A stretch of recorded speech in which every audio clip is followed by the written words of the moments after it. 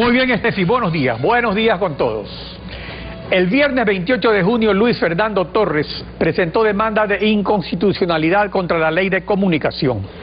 El sábado se cumplen 3 meses y hasta el momento lo único sustancial es que la Corte el 12 de julio negó las medidas cautelares que solicitó el demandante. Asambleísta, buenos días, bienvenido a Contacto Directo. Buenos días, muchísimas gracias por esta invitación. Según el artículo 26 de la Ley Orgánica de Control Constitucional, las medidas cautelares tienen por objeto evitar o cesar la amenaza o violación de los derechos reconocidos en la Constitución e instrumentos internacionales sobre derechos humanos. Y de acuerdo al artículo 29, las medidas cautelares deberán, dice claramente, ser ordenadas de manera inmediata y urgente. Esto es imperativo y no se hizo. ¿Estamos ante un caso de negación de justicia, acaso? Bueno, de conformidad con los artículos a los que usted se refiere y fundamentalmente el artículo 79 de la Ley Orgánica de Garantías Jurisdiccionales y Control Constitucional, al momento de presentar la demanda solicité la suspensión de las normas impugnadas. Una vez que la Corte Constitucional admitió sin observaciones la demanda, negó el pedido de suspensión de las normas de la Ley Orgánica de Comunicación que fueron impugnadas. No dio mayores razones la Corte Constitucional. Hubiese sido interesante que dijera por qué no consideraba importante, urgente, el que se suspendieran esas normas. Sin embargo, al momento la Ley Orgánica de Comunicación se encuentra plenamente vigente.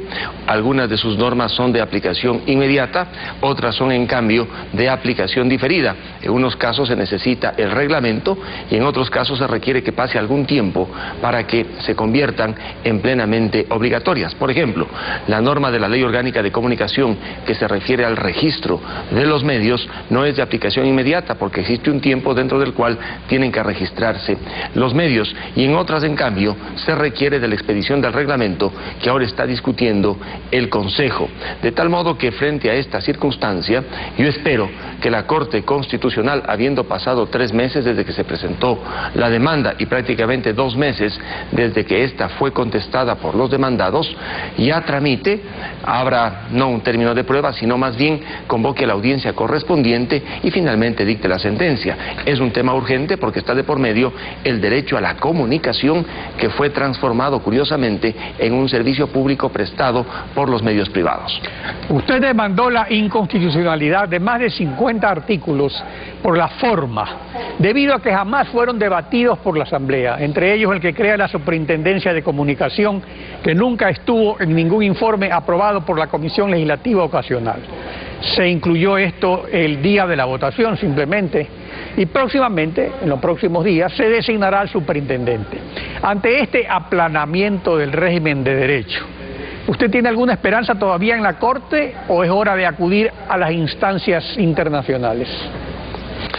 De las contestaciones que han sido presentadas en la Corte Constitucional, he podido ver que las mayores inconsistencias se encuentran en lo que tiene que ver con la inconstitucionalidad por la forma. Especialmente la contestación de la Procuraduría General del Estado en ese punto es bastante diminuta, no desarrolla el tema, y creo que obra así fundamentalmente la Procuraduría porque no tiene mayores argumentos como no tienen los otros demandados para poder demostrar que sí hubo efectivamente el segundo debate.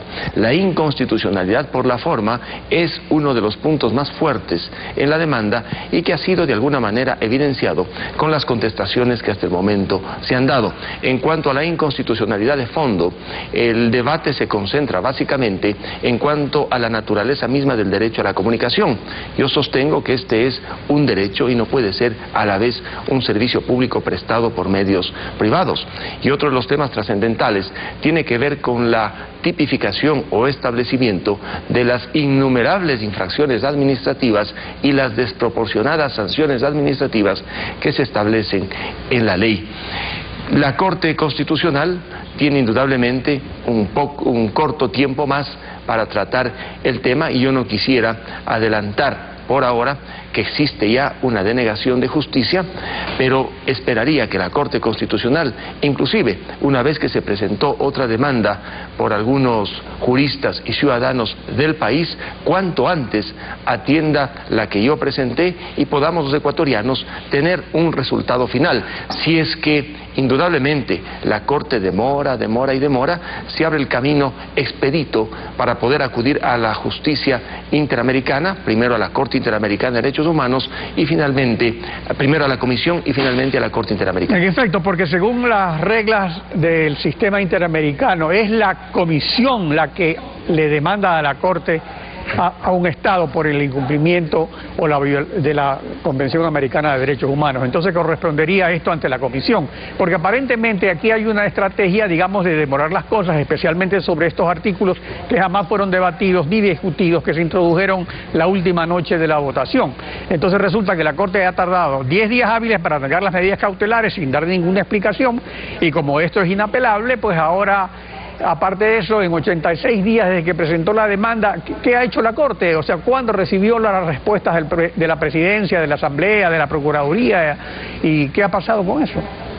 Bueno, el camino para poder llegar a la Corte Interamericana pasa previamente por la Comisión Interamericana.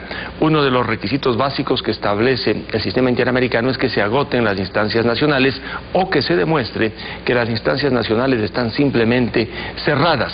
En ese caso se puede ir a la Comisión Interamericana y es la Comisión la que presenta, si admite indudablemente el caso, a la Corte Interamericana la demanda correspondiente. En el caso de los 57 legisladores que fuimos injusta, ilegal e inconstitucionalmente destituidos el año 2007, ocurrió lo que normalmente sucede en estos casos. Los hechos se consuman, pasa el tiempo, y cuando los hechos se han consumado, prácticamente es tarde ya lo que pueda hacer, es tardío lo que pueda hacer la Comisión Interamericana de Derechos Humanos. Con la ley de comunicación está ocurriendo algo parecido.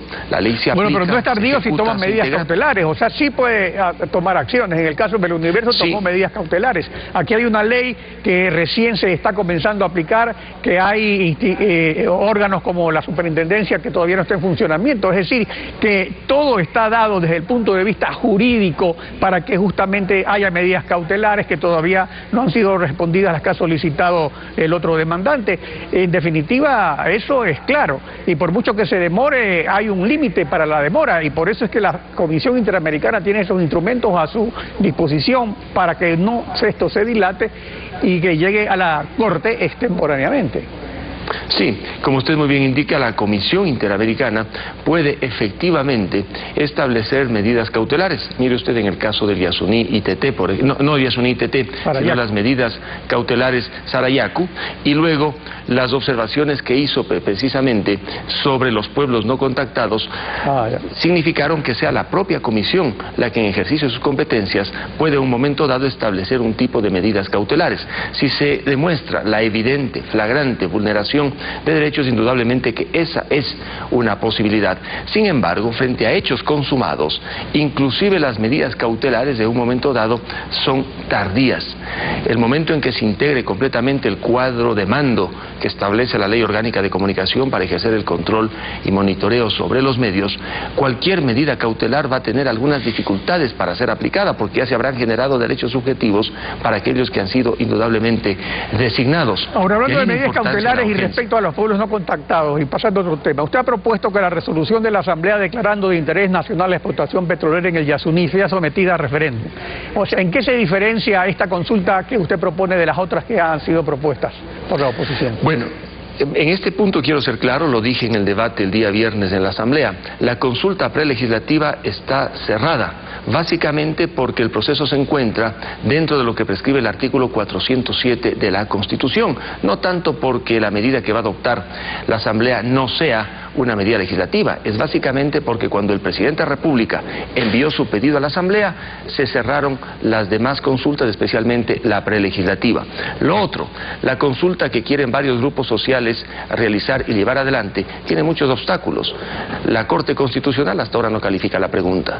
Si la llegara a calificar, tienen que recolectar firmas. Si triunfara el sí, nada ocurre porque el artículo 407 tiene ya una regla constitucional. Sería prácticamente un saludo a la bandera o una decisión de orden moral. En cambio, si la Asamblea responsablemente, luego de tomar la decisión que le corresponde, consulta al pueblo ecuatoriano mediante una consulta popular ratificatoria, realmente estaríamos dentro de lo que la Constitución prescribe y sobre todo resolviendo que si la explotación del Yasuní TT se va a hacer, se la haga con una consulta, con el pronunciamiento del pueblo ecuatoriano. Por ello he pedido que el camino, el único que en este momento existe, es el de la consulta ratificatoria que tiene que ser promovida por la propia Asamblea Nacional. Luis Fernando Torres, gracias por su participación en Contacto Directo. Estefi.